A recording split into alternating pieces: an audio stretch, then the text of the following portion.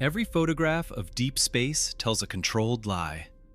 A single frame packed with galaxies, filaments of glowing gas, star fields dense enough to blur into light.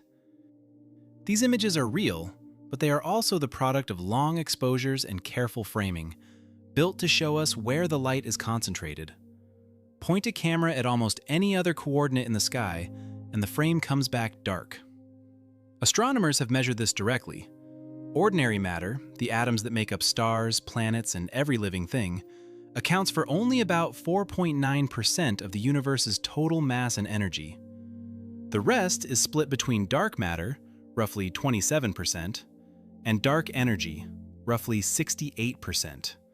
Components detected only through their gravitational and expansive effects, never directly.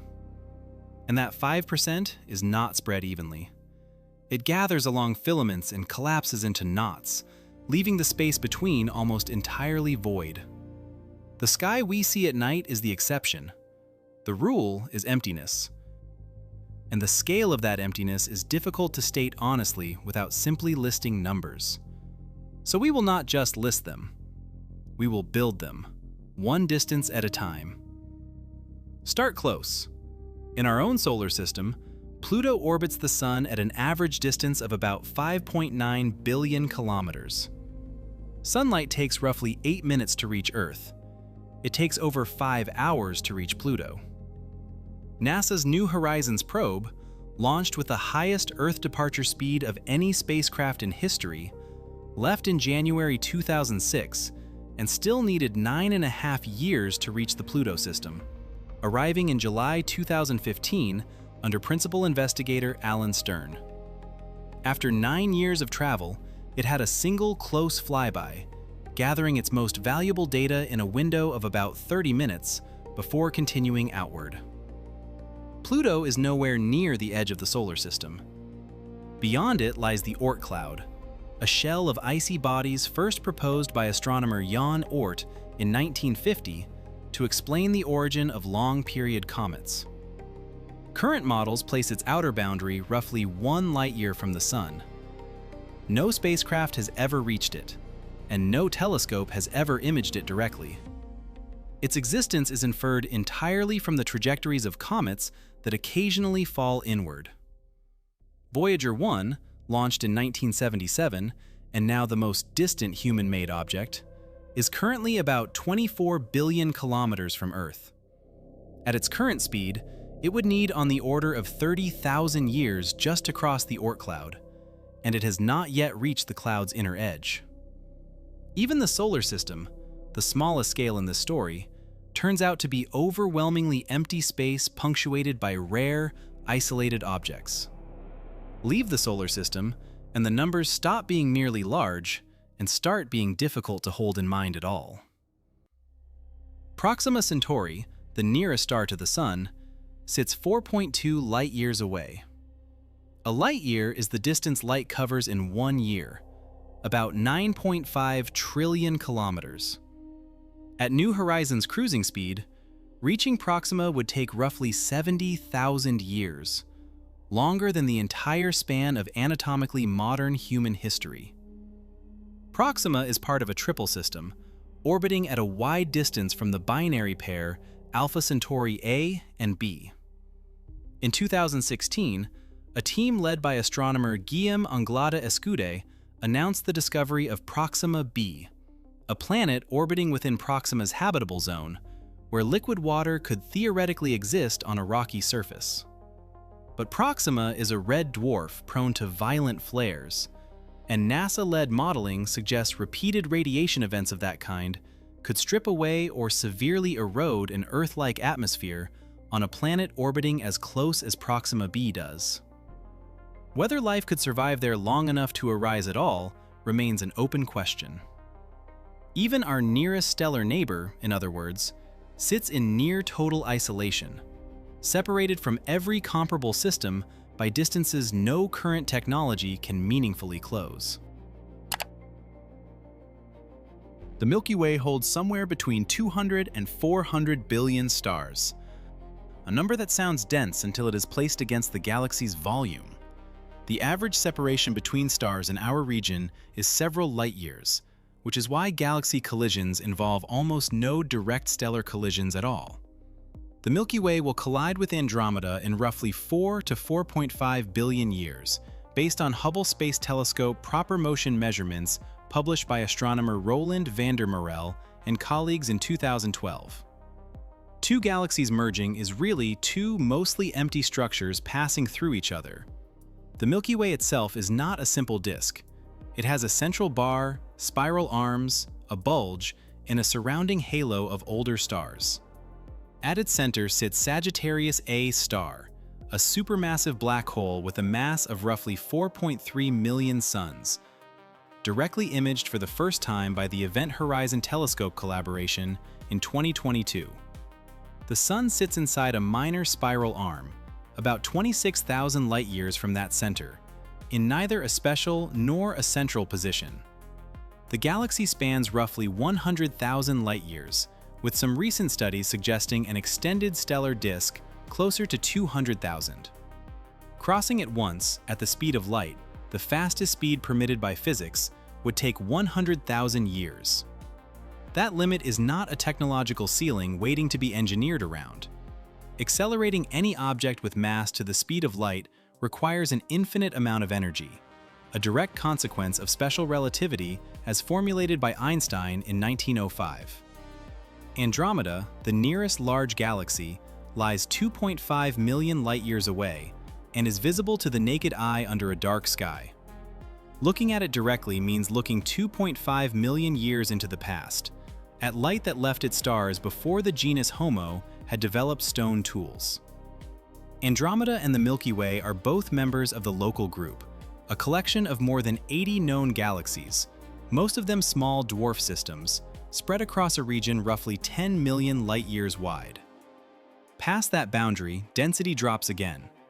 The next comparable structure, the Virgo cluster, lies about 65 million light-years away. The space between galaxies is emptier again than the space inside them. Within the Milky Way, the interstellar medium still contains scattered gas and dust. In the space between galaxies, density falls to roughly 1 atom per cubic meter. No clouds, no magnetic structure worth naming, close to a true vacuum. Light crossing that space encounters, in the most literal sense, almost nothing to interact with. At the largest scales, the universe stops looking random and starts looking architectural. Galaxies cluster into groups, groups gather into superclusters, and superclusters connect along filaments, thread-like structures stretching for hundreds of millions of light-years, with vast voids in between. In 2014, astronomer R. Brent Tully and colleagues used the motion of thousands of galaxies, all flowing toward a shared gravitational feature known as the Great Attractor, to define the boundaries of the supercluster containing the Milky Way, Laniakea, roughly 520 million light-years across, encompassing on the order of 100,000 galaxies. Between filaments like this one lie the voids, regions where gravity has pulled matter outward toward the surrounding structure, leaving the interior nearly empty. The Boötes Void, identified by astronomer Robert Kirshner and colleagues in 1981, spans roughly 330 million light-years and contains only a few dozen galaxies where a region of average density would hold many thousands. Even inside voids like this one, isolated galaxies do exist, so-called void galaxies, and they evolve differently from their counterparts in denser regions, with fewer mergers, slower gas replenishment, and measurably different rates of star formation. Isolation changes galactic evolution the same way it changes almost everything else at this scale.